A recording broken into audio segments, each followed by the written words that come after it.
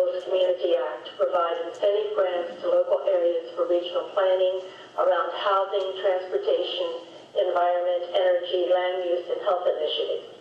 Last year, NACO passed a resolution supporting your legislation. Rural, suburban, and urban counties have been pursuing local strategies to create livable communities and implement sustainable development for decades. NACO has worked to support our members in achieving sustainable development for more than 15 years through assistance on issues including smart growth and planning, sustainable economic development, and business retention. Priorities now include clean energy development and disaster recovery. In 2007, NACO began the Green Government Initiative, providing comprehensive resources for local governments on all things green.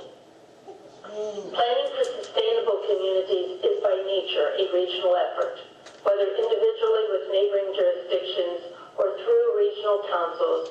Counties have the primary role in planning and economic development decisions impacting and determining growth, development, and livability.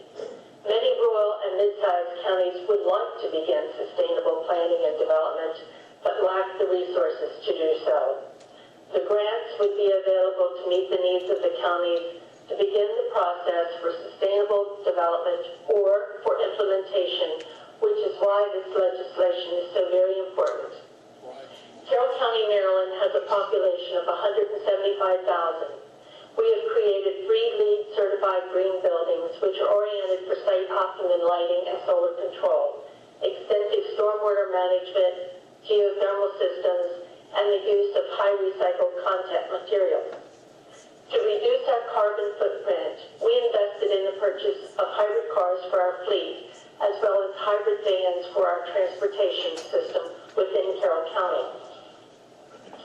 Carroll County also participates in the Energy Management Initiative provided through partnership with the Baltimore Metropolitan Council, or the BMC. We are an active participant on the Regional Sustainable Council of the BMC, promoting coordinated policies amongst regional districts and jurisdictions to adopt alternative energy and sustainable plans. To preserve our rural history, we implemented an installment purchase plan for farm preservation, and this allows us to purchase development rights by leveraging our money so more land can be purchased at today's prices. To date, we have placed over 60,000 acres into permanent preservation on our farms, and our goal is about 100,000 acres, which is 1/3 of our county. NACO continues to believe sustainability should encourage through a federal grant program, rewarding regions and communities undertaking sustainable programs. NACO believes all communities should be eligible for the program, and we support funds being set aside for a subcategory of all rural areas. Efforts at local and regional planning are hindered when federal funds are not granted directly to local governments. NACO appreciates the bill allows counties to receive the fundings directly, and I think that's most important. And so today I do thank you for the opportunity to testify. We appreciate the opportunity, Chairman Dodd, and look forward to working with you. Okay. Of course, there is some good news. She was voted out of office last fall. And Commissioner Rothschild, who took her place, ran on an anti-Agenda 21 program, and he is dismantling everything that she put together, and I hope he's extremely successful. Now, of course, the top half is my thoughts that I put together. Bottom half is actually a slideshow dealing with teaching teachers how to teach sustainable development to children. Now, what you're going to see from now on out, for the most part, are slides from proponents of sustainable development. I love to use their slides. They're very colorful and very informative. So now in this one we have 3 circles. That's the most recognizable logo for sustainable development. Each one represents one aspect of that: environment, social, and economy. And it is said that where they're coming together, sustainable development occurs. It is never static. just as soon as you have one regulation on the book, you will have another. Somebody was talking earlier about the international building codes that are being adopted locally. They are on a 3-year cycle. Every 3 years they are rewritten and more regulations are added to it. The last one that I noticed was in California, and they were partnering with Canada to write all the green regulations in the new version. Now, in this particular slide, we're going to teach children that their knowledge, understanding, skills, attitudes, values, and behavior have to be reflected in their actions. And that this goes from the local to the global. 1995, the Club of Rome coined the phrase that said, think globally, act locally. There is no national or state government between the two. And you will see, as ICLEI, which is the International Council on Environmental Initiatives, they are on page 55 of Agenda 21.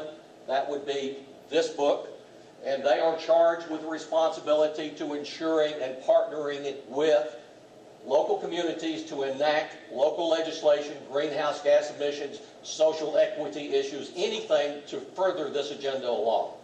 So now, you don't have to have ICLEI, and if you get rid of ICLEI, chances are, and from what I've seen, every comprehensive plan across this country is involved in forwarding this agenda right along.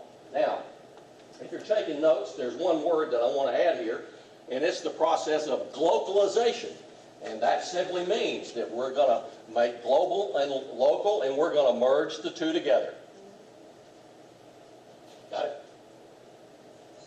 Now, this is a slide that shows some linkages to sustainable development. Quite literally, all roads led to Rome. Every aspect, every venue leads to sustainability, every venue of your life. And I'm going to use this slide to divide up the rest of the presentation into subject matter, because that is a hard thing to do. This is a difficult subject to talk about because it covers so much of your life, and you get confused about what we're talking about. So as you see this slide later on in the presentation, I'm swapping to another subject. And this one happens to be social health and food policy. Food policy was something that I knew nothing about 18 months, 2 years ago. It's quite interesting how far it has moved, and I think you'll agree as we move along. This is from Clackamas County, Oregon, their PowerPoint presentation dealing with a green ribbon committee that wants to provide local opportunities and incentives to meet sustainability goals for agriculture and natural-based industry within the area. Now notice you have a urban center, you could call that a UDA, and on the outside of that urban center you have a metropolitan food shed, so that all the food grown in that food shed is intended to be consumed in that urban center. If you have food that comes in from outside of that food shed, you would have to pay a mitigation fee.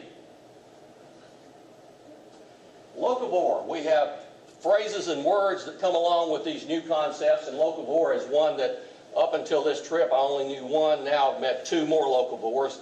Confirmed socialists, and that's what they told me they were. One is holds a elected official in one of the southern counties in Virginia. It's a shame he's not known for what he told us. And he said he is a locavore, and he's dedicated to purchasing food within a 100-mile radius of his home. These are two magazine articles. In this article, you'll notice that the individual has used a bicycle to go out into the farmland and gather his food.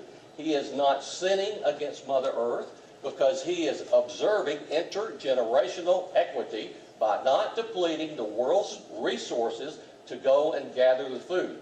Had he used gasoline, he would have depleted the gasoline for future generations, and as you will see, that is a mistake. Food miles. Distant food miles travels to where it gets to your table. Now this is a poster intended for children. With each one of these transportation means we are degrading Mother Earth and sinning against Mother Earth. And this little caution sign is probably, for me, the most important aspect of this, because we want to convey to the children that they care about Mother Earth, and they care about the fact that their carrot has degraded the environment for other species. Food policy councils. They're springing up all across the country. They will write a food charter, and here is a tenet of a food charter. The term food citizenship is defined as the practice of engaging in food-related behaviors. And where did we see that? Well, that was right there for that course in teaching children about how they should behave toward the environment, social, and economic aspects. So let's look at the rest of it. Food-related behaviors that support rather than threaten the development of a democratic, socially, and economically just and environmentally sustainable food system. Now, the point I want to make about this is that if you don't have an opinion, you're threatening your food citizenship. You're going to wind up, if you want something on your table before everything's all said and done, acknowledging support for this, because non-committal is actually threatening it. Next, food democracy or food citizenship recognizes that consumers can identify the interest of others.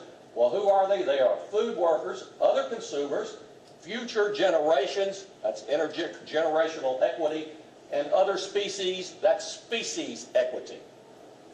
Now, the interesting part about this quote is that it is from a thesis at Drexel University, where the individual had submitted this in order to get her doctorate from Drexel University, so you can get an idea about how far this has gone, and this is probably several years old. In this slideshow presentation, entitled Sustainable Food System, Your Role as the Nutrition Expert, and this is a Food Policy Council from Seattle and King County, I want to make one point about what they said. They said that social and environmental justice from seed to table. Quite literally, when the seed is put in the ground, everything associated with that action has got to be socially and environmentally just. And as it grows and it's harvested, everything associated with the harvest and transportation also has to be socially and environmentally just.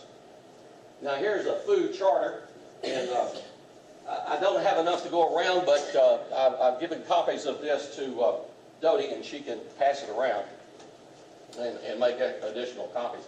Now, when I first ran across this, I really thought that food security meant that my wife has a full refrigerator full of food, and I'm going to have breakfast, and I'm going to have lunch and dinner. That's what I thought food security meant. That is not what food security means. It means a situation in which all community residents are able to obtain a safe, culturally acceptable. Now, who determines that? It's going to be a stakeholder committee. Nutritionally adequate. Won't be up to you. Diet through a sustainable food system that maximizes community self-reliance and social justice. So what is social justice? So I went out and got a definition. It is progressive taxation, income redistribution, property tax redistribution, equality of opportunity, and equality of outcome. That's actually what we're talking about. So as these food policy councils gear up and go to Montgomery or go to your state capital, they'll be lobbying for rules and regulations to be put in place. Now, in Alabama, I've already looked up the organizations that are calling themselves a food council. There are 990 forums are on the internet, and they are funded by the federal government. So we're paying taxes to have the taxes go back home, to get a lobby group to go to Montgomery and write regulations where I've got to pay taxes, more taxes, and redistribute my wealth. Something's upside down. Food Summit. Now this was, we've had 3 food summits in Alabama. This is a magazine, 2009. This is the front page of it. This was held November the 12th and 14th at East Lake United Methodist Church in Birmingham. They are getting together a group of people that will become the Food Council and then go to Montgomery, like I said, and lobby for those laws. Now here is Virginia Cooperative Extension, Virginia Tech, Virginia State University, and these are the participating organizations of the Virginia Food System Council. You're right in there with us. Now we've written a flyer, hopefully to dispel some of this, because what is going on is that the family farmer is buying into this sustainable concept, thinking that they're going to save their livelihood. Well, obviously the federal government has some other concept in mind. And what will happen is that the BMPs will be continually best management practices, a never-ending target for them to meet. They won't have the resources to fulfill the organic certification, and they'll be bumped out of the marketplace. It is a slow suicide for the family farmer.